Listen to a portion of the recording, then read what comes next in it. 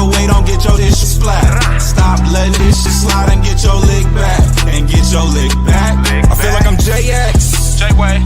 I'm a perfectionist. Adderall got me restless. I'm gone. Run with a wild crew, they get reckless. Young boy, come up off that neck. Give me that. To the trends. See you, Lee. Welcome to Bleachers and Speakers. I'm your host, June. I got my boy B. Foster with me. Before we get into this show, I want to remind everyone to subscribe to Bleachers and Speakers on YouTube. Follow us on the podcast aggregators. Make sure that notification bell is on, so when we drop content, you'll get that notification and download those episodes for us. Foster, first of all, we started exactly at 10 o'clock. This is like, you know what I'm saying? This is the beginning of something good going on. I'm going to tell you what's going on in Detroit today. You got the Lions tonight at 8. You got the Red Wings in between that time, and the Pistons play at 4. So the Red Wings are at 7, right? Correct. So if you are a Detroit sports fan, you have a busy afternoon. Pistons start at 4. Red Wings start at 7. Detroit Lions start at 8. Crazy thing about it is the Red Wings, we're assuming that they're playing away. We didn't look it up. There's no way these two games, the Pistons and the Red Wings, can play in Detroit at the same time. I mean, unless they spaced out, and it's not spaced out. So we're going to assume that the Red Wings are away. We know the Pistons play at Little Caesars Arena, and we know the Detroit Lions are hosting the Washington Commanders today. This is what we've been waiting for, Foster. We've been waiting for this home field advantage football playoff game. This is what we've been playing for. 15-2 for the regular season. Earned the number 1 spot in the NFC. I believe we were tied with Kansas City for the best record in the NFL, correct? They have 2 losses as well, correct? I believe so. I'm not 100% on that. I believe they have 2 losses. If not, oh well, who cares about the AFC? We're talking about the Lions. And like I said, we got a game today. And Foster, I feel good about this game. I usually get jitters about certain games. I don't have those jitters today. Let's talk about that, man. I mean, I saw a dope. I can't even front. The Redskins had a dope meme out, right? So they got these lions in a picture, and they got Daniels with, walking into the Lions den. Daniel, Lions den. Oh, it was fire, bro. Crazy. It was fire. Hey, if you had told me that early, you wouldn't have got that authentic reaction like that. That's crazy. I didn't know anything about that. I'm glad you didn't, and I'm glad because I wasn't going to tell you about it until the show started. But it was so far. Daniel entering the Lions, they had his back to the walking towards the Lions, and it was like Daniel's in the Lions den. That's fire. And you don't get that opportunity. Like with stuff like that, it's gotta blow your mind because it's like it could only work that way in this scenario. The stars aligned for that meme. Like there's for the meme though, not the whole. No, not the game. We're talking about the meme. Now let's keep it all in perspective. It's just a meme. Just a meme. We know how that story turned out in the Bible. I don't think it's gonna happen that way tonight. But we'll talk some more. Now, I think the biggest threat we face is Daniels, and it's not because it's Daniels. It's because the mobile quarterback. And it's not just the Lions. A lot of teams have issues with the mobile quarterback. And it's going to be real interesting to see how we defend that. It's going to be real interesting. I don't think Jaden Daniels will have any jitters, right? But there'll be some jitters. Okay, but what I'm about to say for us, he's never been in an environment like he's going to face tonight. The Detroit Lions, that Ford Field, and you know what? You know what's crazy about it? For years, we didn't know how loud they can get. We didn't know how disruptive. This is a home crowd that has bought into what the Lions have done. We've had many seasons at Ford Field where they have gotten loud, but this is a crowd that really gets at it now that the tide is turned, the culture is turned, and there's a belief and a strong belief of winning and an excitement in the environment. That Lions, that Ford Field gonna be rocking tonight, bro. And I Hey, and for, that for, was for $800 a ticket, they better lose their mind. hey, they better do everything but throw a pass. $800 a ticket. You know what? And And I looked at the price, and you know what? My wife was gonna do something, right? She was gonna buy tickets, right? Her idea was, I'm gonna buy some tickets and resell them. And the prices had dropped. So if she'd have bought them, she probably would have lost money. No, she wouldn't have lost money. We'd have went. yeah, Yeah. You heard? There you go.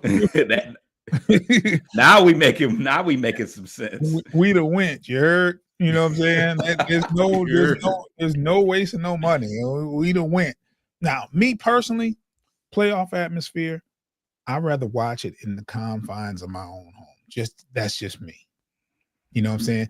I mean, I can throw stuff, I can yell, You can throw stuff in the stadium. You just gotta, we gotta be cautious. I hit somebody, bro. You know what I'm saying? And I don't want to be too close to a opposite team fan. If something and they like, yeah, They're not gonna be in there. They ain't gonna be in there. I mean, they are gonna be in there, but the last football game I went to, Monday Night Football, Raiders versus, there was a bunch of Raiders in there, and they was close to me. Oh, I believe that, but they gonna pop out a little bit, but Celis says, I'm taking my mistress. Her claps are thunderous and will be deafening to all visitors. I mean, damn. If her claps are that thunderous, you might want to stay home and enjoy that, brother. Hey, I think the biggest threat is Daniels to McLaurin downfield.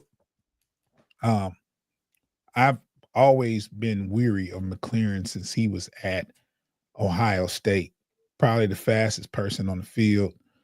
He always got open downfield. He's a definite downfield threat. And with we've been pressuring the quarterback, but we just don't want to give up big plays, and he can make them. So I think there's a caveat between us, the ability to get pressure, because we don't want him to have a clean throw downfield, right? And I think the defense has gotten a lot better. Pass defense has gotten a lot better since Anzalone has come back. You see he made a difference versus Minnesota. I also think that Minnesota's passing game is better than the Redskins. What do you think about that, Foster? You feel like our passing game is better than theirs? No, I think that the Minnesota Vikings, who we defended very well, they have a better passing game than the Redskins. Would you? Yeah, I think that they're more. They definitely have more weapons. They had, Hawkinson, Addison, Jefferson, even Naylor. So yeah, I think that they have a better passing game, but I think that the Commanders definitely bring a little, a different wrinkle to the defense.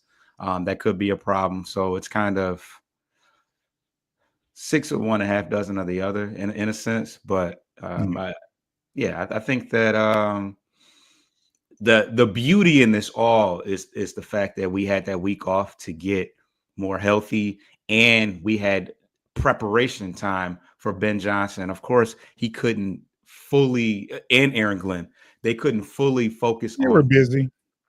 They were no. Well, I wasn't talking about the job interviews, whatever. That's, it is what it is on that. But as far as they weren't able to lock in on just the Commanders until we knew for certain that it was going to be the Commanders. So it was kind of split in that sense. But I mean, they've kind of just been kicking back. Did you think that the Commanders would beat Tampa Bay? I want to say that my prediction was the Bucks we're gonna win just because it was at home.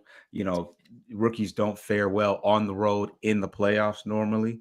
Right. But I think the Bucks also had some opportunities to win that ball game. They just kind of they fumbled. They certainly fumbled, literally and figuratively. So, but you know, you got to commend what the Commanders were able to do, and yeah, they're coming in. You know, on how what do they call the terminology? House money, playing with house money. I mean, I hate the term. when you look at the fans, even like the content creators that we talked about, we Just continue to speak, Foster. Don't please sell us. yeah. Yeah, what was I gonna say? See, No, when you look at the content creators and the fans, they're just happy to be here. I mean, I think they've had their own woes as far as getting to the postseason. So they just are happy to have made the playoffs because this team is ahead of schedule. That's one thing that I will say. This team was not expected to be as good as they are, but they're here. So I just reread that comment by Sellers. yeah.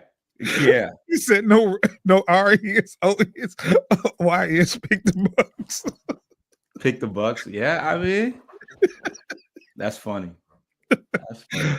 Yeah, that's hilarious. But yeah, I actually didn't think I thought it was gonna be a toss up. It depended upon how good Daniels was gonna play, and he stepped up to the plate and played big time.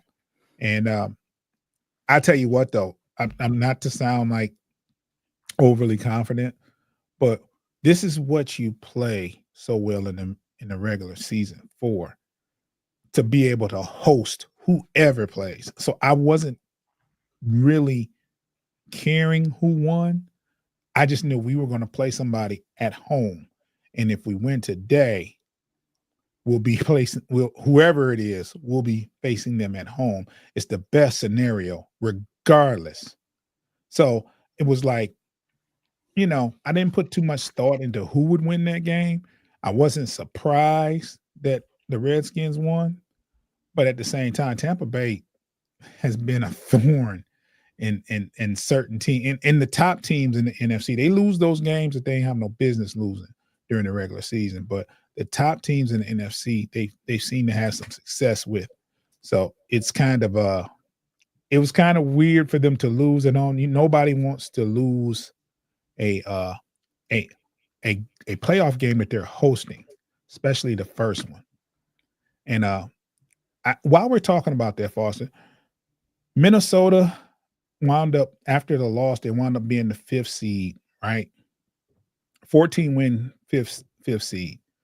And the way that works is the division winners get the top seed, and then you have the playoff bye, right? The top team in the NFC. Do you think that needs to change? Should they go by the top 6 teams or 5 or 6 teams in the NFC, or should they let the divisional winners rock? Because what happened this year was rare, where you had 2 teams in one division that were the two teams in the division being the out of the top 3 in the NFC overall. That's like rare. But do you think that needs to change or keep it the way it is? Hey, until it does us dirty, I guess it doesn't matter. I mean, I know that was something that Amon-Ra St. Brown was kind of animate about because we still had to play. This is prior to the Vikings game. I'm sure he has no gripes about it now. I'm sure he doesn't care. In his favor right now. Yeah. So, hey, if it ain't broke, hey, if it ain't broke, don't fix it. It could have been broke. Okay, let's see what Sellers had to say. Yes, divisional winners should only get automatic spots, not a top 4 spot. That should be reserved for best records. Okay. I mean, that's a way to fix it. To guarantee them a playoff win, but not yeah, I definitely agree with that. I think that could be tinkered with as far as the criteria. You win a division, you're in the playoffs, right? But that doesn't mean you get to host the playoffs. That's the way it should go. Yeah, and I guess it becomes an issue when you have certain divisions that are lesser than or not as Like the NFC South. like the South. But essentially, at some point, that's going to move around to where maybe the South isn't so weak. So maybe that's why they don't want to mess around with it, because eventually, the idea is that all the divisions are evenly distributed. Um, but yeah, I can see where people would be upset about it. I would be, had we lost to the Vikings and the Vikings had, and we had to go to, to Tampa or however it would have played out. But um, at this point, I don't have too much of a say about it. I'm sure Minnesota fans have more to say about it at this point than anybody. Yeah, I mean it's tough, man. I mean, but that's never happened. I mean, it rarely happens if it does happen, where you had two winners, two teams within the division with 14 games, 14, 15 games. It's wild. It's crazy, and we kind of anticipated that. We knew that we had the best division going into the season, pretty much. So we certainly didn't expect the records to be that good. Mhm. We certainly didn't expect the Vikings to be that good, but We didn't have a clue that they would be that good. I mean, even if the JJ had been healthy, they still had a question at quarterback, and if it was JJ had been healthy, they probably would have been worse. Let's keep it a stat. probably, but that's who they were hoping for. You know what I'm saying? Yeah, Like they didn't know who was going to be their starter. Like that's why most they should teams that are be. successful, most NFL teams that are successful know who their starter is going to be before training camp starts. They had no idea. And you don't expect a team like that to win 14 games. When you have a quarterback competition, most people, successful teams have already in place who's going to start. It's like no doubt. So, and they Darnold had a hell of a season. And I think JJ probably wouldn't have been as good as a season with him. So let's take a quick break. If you're watching, give us like 10 seconds. If you're listening, you're going to hear some ads. We'll be right back, though. Get your lick back. If a nugget owe you something, ain't no chit chat. Better stay up out the way, don't get your shit splat. Stop letting this shit slide and get your lick back. And get your lick back. We are back. Foster, how do the Lions win tonight's game? Two major things that I look at: establishing the run. This should not be very difficult, being that the Commanders are this. This is the one thing that I think everybody has kind of talked about ad nauseum, is the fact that the Commanders are very susceptible to the run. We have our two-headed monster back in play today, and I think that establishing the run is going to do a lot of what we need it to do to win the ball game. I think it's going to slow down that pass rush. They do have a couple. A couple good pass rushers, and Frankie Louvu and Dante Fowler. So it's gonna make it to where they have to hold the edge and not be able to just attack Jared Goff the way they want. And it's also gonna bring some more. It's also gonna make them commit some more guys to the box. The one thing that the Commanders have been able to hang their hat on defensively is their secondary. They went out and got Marshawn Lattimore to strengthen it that much more. But if we can make them commit some more guys to the box to try to slow down the run, that's going to open things up down the field. Jameson Williams has really come into his own. He's hit that milestone of 1,000 yards, and I think that he is really, really hitting his stride, and he could very well have a very big game. Outside of that, this is a pretty one-dimensional team. They have two decent running backs, Brian Robinson and Austin Eckler, but they like to spread the ball, spread things out, utilize screens. A lot of their game plan is done out of the shotgun, and they like to move the ball down the field. But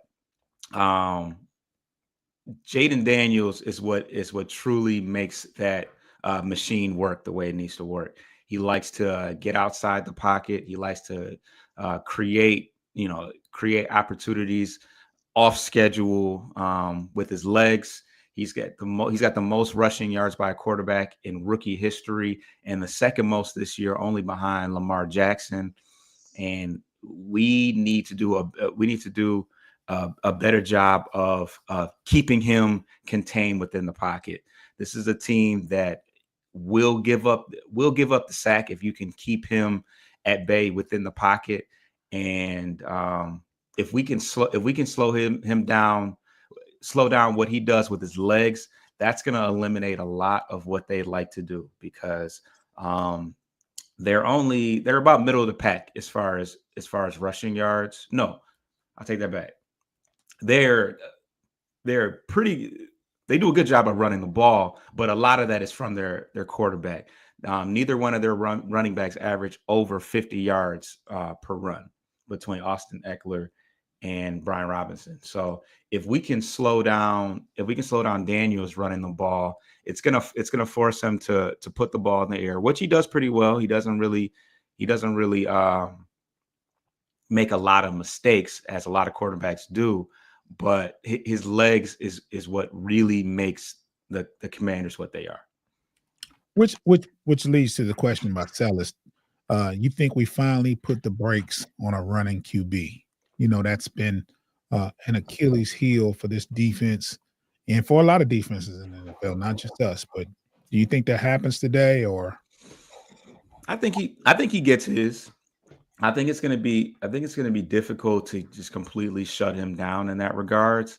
I think he's liable to break a 20-yard run, or maybe two. I don't want to say more than that, Chill out.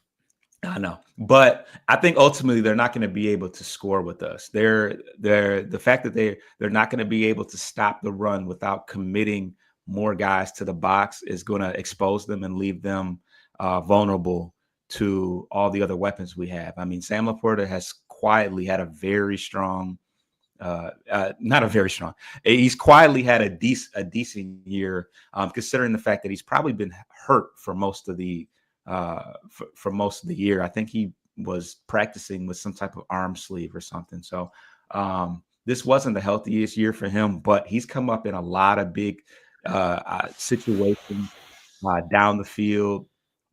He's been the receiver of a couple, trick play opportunities, and you just gave Ben Johnson 2 weeks to, regardless of who he was playing against, you gave him 2 weeks to showcase, why he's so heavily sought after as a head coach.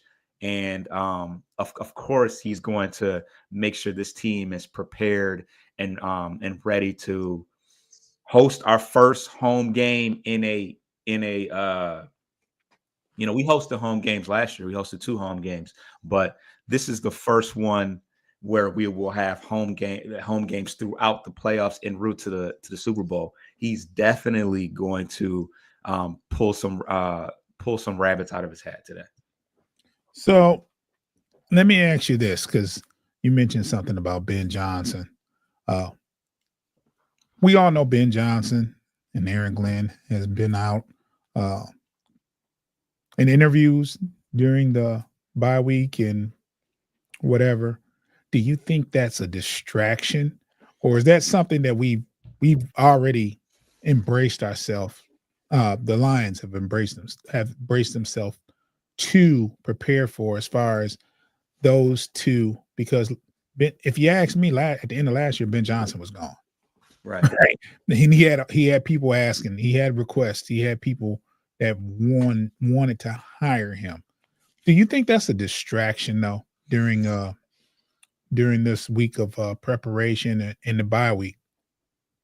I mean, I think that this time around there's been more of a full court press as far as going after him, but this is something that we've kind of prepared ourselves for. He's been eligible and a candidate to be a coach for the last couple of years, and even throughout the year we knew, hey, this is, more than likely especially as we started putting up 45, 50 points a game, we knew the press was coming this year. We knew we were going to be in the playoffs. So that's something that we've always prepared ourselves for, I believe. But I can't speak for, what's really been happening behind the scenes, but I think that he's very focused. I think he's dually focused, because I think he's definitely trying to get his future set up as well. But he knew what he was going to be faced with come the playoffs. He knew that we were going to be actively preparing for a playoff game, but also that with the end of the season comes interviews. So yeah, I saw a couple of posts on Facebook. Some friends of mine that they don't like the Lions or not too fond of them. They say stuff like, what you gonna do? You're gonna lose your offensive and defensive coordinator at the end of the year. My reply was always, well, I'll think about that at the end of the year. We're still playing. At the same time, Ben Johnson was supposed to be gone last year. So I think has it been 2 years that he's like, yes, absolutely. But definitely last year for me, I thought he was gone. So if I'm thinking like that, I know everybody else in that locker room and in administration knows at the end of the season, he's going to get opportunities. And that always happens with good coordinators. That's the danger of having good coordinators. They're going to get opportunities, and most of them inspire to be head coaches. So you can't have good coordinators that most of the time and keep them. They leave at some point. They hit opportunities, and that's what you have to deal with. I think all you have to do in that, you just your best bet is to have a good head coach that knows how to find coaching talent or know how to groom the coaching talent that's there. Because let's say, for instance, you have what's the wide receiver coach name?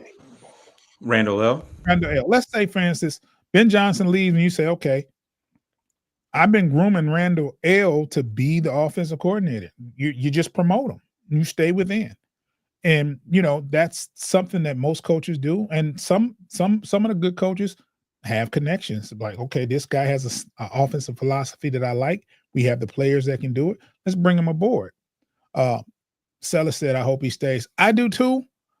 And Sellis also says last year and this year for sure, as far as Ben Johnson leaving. Right. And I do think that everybody is prepared, no matter what happens at this season, for them to leave. And I don't think it'll be a rebuilding type of thing either. I think Dan Campbell goes out and gets an offensive and defensive coordinator that will keep us competitive. If he doesn't do that, there's someone within the organization right now that's ready to take the reins. And if it doesn't work, you can always get another coordinator. But with the talent that's on the team, I think whatever you do, you're going, what I'm saying, you don't have to tank or have a unsuccessful season next year if you lose your offensive coordinator and defensive coordinators, which would be doomsday for a lot of teams in a regular scenario. I just think we have the talent here, and the Lions are becoming a free agent destination station. Like, we are able to bring in free agents that we need now more than I've seen in a long time. So it is what it is. Sellis says, who available in the DC pool? Man, I haven't even begun to search. I'm so locked in. We were watching the Commander show, and I think they were talking about the draft. I'm so locked in on the playoffs. The last thing I'm thinking about is they were talking about what they needed for next season. I'm like, it's still some football left, right? You still got a game to play. But I think just human nature, they're the underdog. So it's like, and for me, it kind of seemed like happy to be here type vibes. You know what I'm saying? Man, they were giddy. They were downright giddy to be here. Bro, the energy was just so positive. Which is good, though. Yeah, Which is great. It was a good energy. They were so happy, and I was happy for them. What's funny is last year was the first year we made the playoffs, certainly as that was us. Science content. What were we that? I think we were still headstrong on like we going to the Super Bowl. That was us off camera. That wasn't us on this stage. Oh, we were excited. All right, I'm going to go back and see, man. We reserved. I mean, talking amongst each other was different than how we displayed it on. We know. Wait. Well, how do we display it on camera versus? Break it down to me. Okay, you see how they were acting during that show? Yes. You didn't see that on camera. Okay, you saw that outside camera. The enthusiasm, yes. Okay. Talks between me and you, we were happy as fuck. Yeah. I'm still happy. I don't want to act like this is regular. Winning division, because in the audience, we braced ourselves like, we Lions fan. We just gotta, one game at a time. We were pretty humble on the screen, right? As we should. But when I call you, it's like, yeah, Division 1, baby. We won the division. Yeah, we win a playoff game. We beat the Rams. We going to Frisco. We going to the Super Bowl. We didn't say that online. They were happy as hell. Seller says, I'm almost 40 and freaking ecstatic to see him do this in back-to-back season. You know what it means, though, Sellers? To me, it means the direction of the other franchises going in the right way. And that's something that we haven't had. Like, for instance, in seasons past, we'd have a good season, and then the next season flop. There was no consistency. Good season, bad season, good season, hopeful season, bad season, good season, hope. There was none of that. These are the first 2 years where there was an expectancy to be this good. We expected to be in the playoffs last year. We expected to be in the playoffs this year. You know what I'm saying? And you couldn't have told, but the one thing I didn't expect is a 15-2 record. I said 12-5 was going to be the record. And that was going to be enough to win the division. I'm glad it wasn't 12-5 because we wouldn't have won the division. Wouldn't even been close. We'd have been 2 games back. Will we have finished behind the Packers? God forbid. What was their record? Probably 12-5 too. I think they were 12-5. So yeah. Seller said he hadn't seen back-to-back seasons since Wayne Fonts. It hasn't been. Silverdome days. It hasn't been. Barry Sanders. It just hasn't been back-to-back season. Good season. It just hasn't. And we haven't seen us host the playoffs. I mean, be eligible to host home field throughout. We haven't seen that. I haven't seen it. So this is exciting for us. I know we were talking about how the Redskins, and that show is on Bleachers and Speakers. Subscribe to that YouTube channel. You can go and see me and Foster as we were guests on that Washington. I forgot their name of the show, but Weekly or something like that. Washington Commanders Weekly show. We were guests on there, and like I said, they were so happy what their team was in. And they also, I peeped a few of the things they said, about the Lions. They didn't gave up 300-yard passing games the past few years, and they were licking their chops. And I'm like, man, don't think we that bad on pass defense. If you look at the whole season as a whole, the defense has held up pretty good. You might have had 4 games where we didn't play well defensively. Might have had 4. 17 games. I'll give you 4. I'll give you 5. I won't give you no more than 5. But for the most part, the defense has held up pretty good.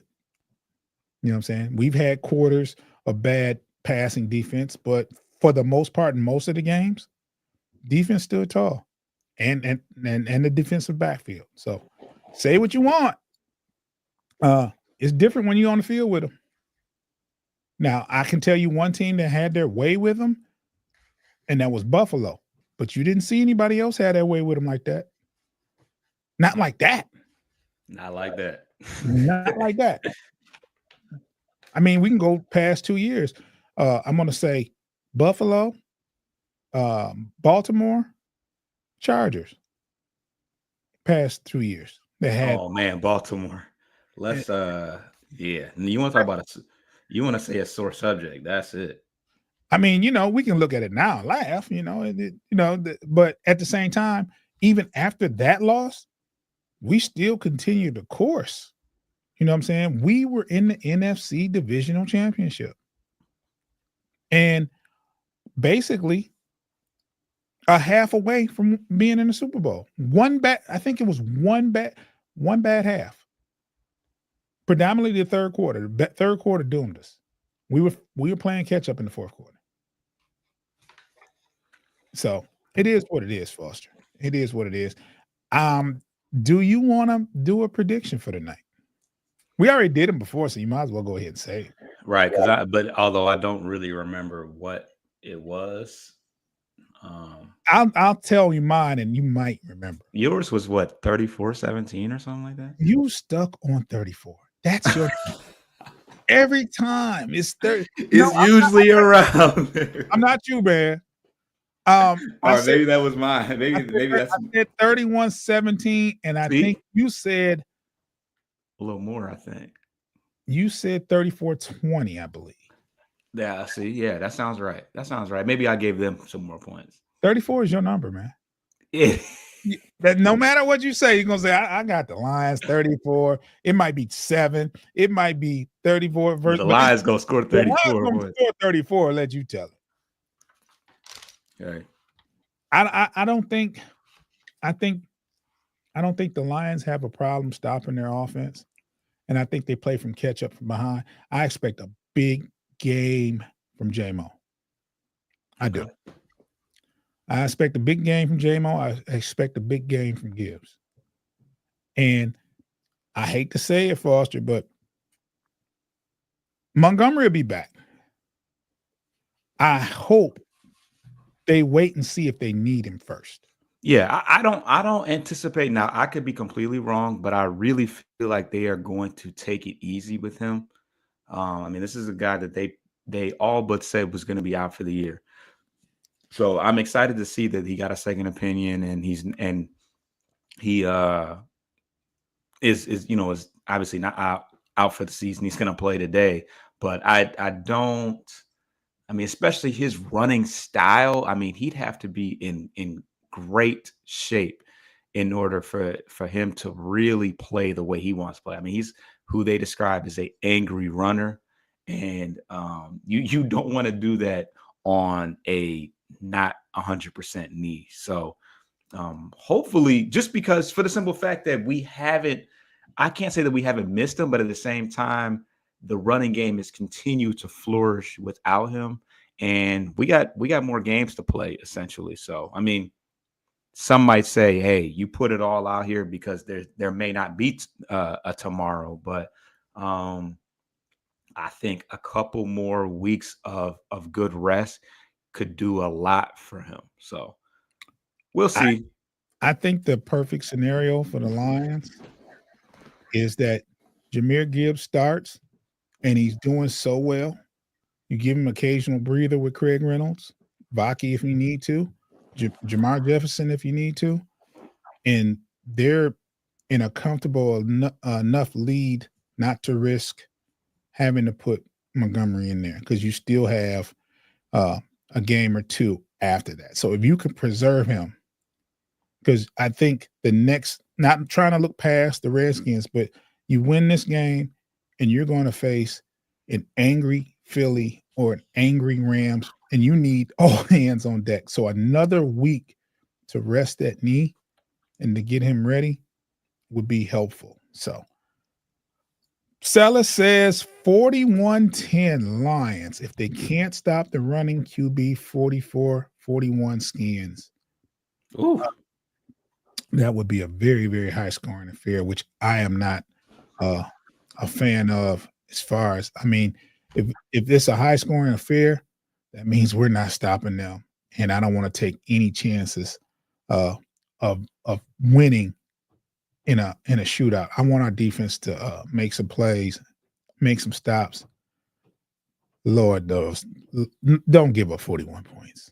I mean, I trust that we can score 40 points, but let's not give up 40-something points. Let's keep them in the teens or tens, this, that, and other. I don't know if you have issues, Foster, but I was going to ask if you'd like to put a bow on this. What I miss? I just asked if you'd like to put a bow on it. Oh, my bad. Well, one thing interesting, I think that 41-10 score is the score that ironically that the Redskins beat us in 1991, if I'm not mistaken. Tell us you ain't slick. We know where you got that from, bro. Yeah, and he brought up Wayne Fonts too, so he really, oh yeah, he really bringing up the nostalgia because that's who was coaching. But we talked about limiting what Jaden Daniels can do. Running the ball and establishing the run. But the last two keys that I want to talk about is, for one, stop executing like we did against the Minnesota Vikings, getting them off the field on third down and holding them to field goals in the red zone. And what was the last one? Oh, this was something that was brought to my attention when we did the show on Wednesday with Pay and Dave. The fumble situation. Now, Brian Robinson and Austin Eckler have done a pretty good job of holding onto the ball this year. But in years past, even last year, they were both in the top 5 of fumbles amongst running backs. Austin Eckler wasn't even on the Commanders at this point. He was on the Chargers at this point. But I think Austin Eckler had the most fumbles, and Brian Robinson was in the top 5 range. So that's something to keep an eye on. Like I said, they have cleaned up that habit this year, but they probably haven't been running the ball as much because of Jaden Daniels and the fact that they brought in Cliff Kingsbury, who was more of a pass happy guy that, like I said, spreads the ball around, spreads the field out with a lot of receivers and moves the ball down the field. So I'm sure at some point they're going to attempt to try to run the ball with those guys, and maybe it's something to look into whether or not they can protect it, because this is a team that flies. The Lions are a team that flies around a lot and tries to make that big play. So yeah, something to look into. But yeah, outside of that, I think that this Commanders team is a team that's overachieving right now. They're a year ahead of their progression, and I commend Jaden Daniels for moving them forward, because you just don't know what you're going to get out of a rookie quarterback. But I think that the stage is going to be too big for him at this point. It's going to be super loud in Ford Field. And I'm hoping that the Lions can get out to an early lead and really just stick it to them. One last thing. I've seen the Commanders players have made some interesting statements that I really think is going to line them up to get embarrassed. I'm not going to lie. Oh, let's do tell. Yeah. So Bobby Wagner, he was on the radio show. He says, Bobby Wagner on 106.7 The Fan this afternoon. Goff is having an okay year, but honestly, we don't fear him. Our plan for Sunday is to pressure him into making bad decisions. If you can rough him up early, he's no better than a quarterback like Kenny Pickett. Yeah, I didn't even read to the end. That's just ridiculous. So their plan is to pressure him. That's everybody's plan, though. But like I said, that is why you're not going to be able to pressure. You're not going to be able to pressure him if Gibbs and Montgomery are just running it just straight at your forehead. Bobby Wagner is a I don't know how he fares these days, but Bobby Wagner is a respected linebacker, but that's why it's imperative that, like I said, that we slow down the pass rush and make them commit more guys to the box so that we can get out there. There's ways to defeat pressure, right? Quick passing, outlet passes to one of the most dangerous backs in NFL. Running the ball. There's just ways you can. So if that's your game plan, I mean, golf doesn't do a lot of 7-step drops. I mean, today's football is not, where they do 7-step drops. And this is a very good point, Sellis. Bobby Wagner ain't him no more. Nah, yeah. You know what I'm saying? Sellis says Bobby Wagner ain't him no more. He's been 30th against the rush. I mean, if that doesn't say anything. I mean, do we worry about the rush when they're ranked number 30th against the rush? No, we don't worry about that. We run the ball. And I think what you're going to do is and the Lions have been doing this a lot lately, whether it's pass or fail, they've been establishing the run, and they've been getting the linebackers on alert for run. You know what I'm saying? You're thinking twice about dropping back in coverage or pursuing the ball, and then play action just hurts them. It's good old school football. Yeah, it's going to be important for us to make them commit, for them to adjust to what our game plan is, because we're at home, and I just feel like we got the upper hand in that situation. We're talking about a team that somebody said on the radio, when they had the ball on the goal line, they were in shotgun formation. Like the fact that I understand that you're in an air raid offensive set, but the fact that you have to run the shotgun in a goal line situation just lets me know how shorthanded. I don't know if it's shorthanded, but just how unequipped you are to adjust to certain scenarios. But I got one more quote. Terry McLaurin, another one. I'm assuming it's the leaders and Terry's pissing me off. Well, go ahead. Terry McLaurin on Facing the Lions Saturday. To be honest, I can't name a single player on that defense. We'll be back here tonight. After the game, we will have a post-game show. It will probably be about 11:30, quarter to 12 type thing. Foster, I don't know how much I don't know if you're going to be awake that time, or in the right mind state to do a show. But somebody will be here tonight after the show. McLaurin just pissed me off. That's crazy. Yes. We will be back here tonight to do a post game. No matter what, win or lose, I want you to subscribe to Bleachers to Speakers on YouTube and follow us on the podcast aggregators. Make sure you got that notification bell on. That's Bleachers to Speakers FFSN in that pod for those platforms like Spotify, YouTube Music for your audio fix. And like I said, subscribe to Bleachers to Speakers on YouTube. Foster has already put a bow on it. We will see y'all tonight. Go Lions. Get your lick back. If a nigga gon' do something, ain't no chit chat. Better stay up out the way, don't get your shit splat. Stop, let this shit slide and get your lick back. And get your lick back. Get your lick back. If a nigga gon' do something, ain't no chit chat. Better stay up out the way, don't get